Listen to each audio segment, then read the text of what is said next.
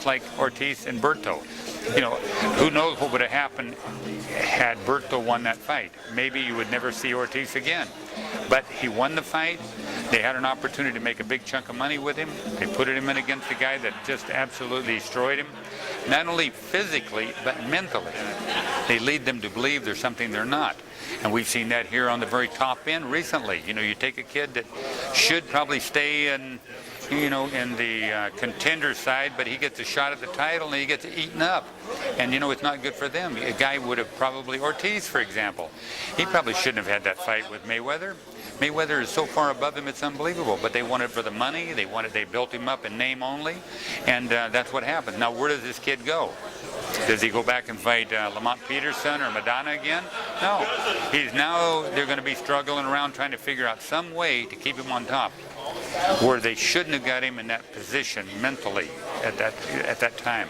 And that's the last thing I want to touch base on you as a boxing promoter. How important is it to give the fans what they want? Because it's sad to see a lot of times in boxing nowadays, everything's for the money. And I understand it's a business, but a big business is pleasing your fans. And every time I come to a Thompson show, I know I'm going to get pleased with good fights. What's one thing you could say to other promoters that you do successfully in providing that for us? Well, if you put good fighters in the ring, you're going to put good fans in the seats. That's automatic. But to be honest with you, what you really want to do is give the fans what they really want, which is good competitive boxing. They may think, because you've hyped a guy up, that he's ready for a big fight when he's really not. So you're really hurting them, boxing, and the fighter at the same time. No, you know, it's up to you as a promoter to put a fighter in front of your fighter that you can beat if everybody's ready.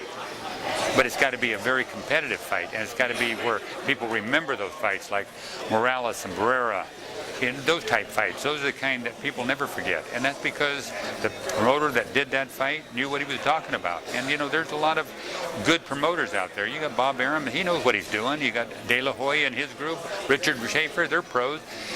They just got to stay the course, you know. And every once in a while, things get thrown at them that maybe they should walk away from, and they don't. But in reality, good fighters fight good fighters. And you don't want to get anybody hurt by putting somebody in like Ortiz against Mayweather. That was a sham.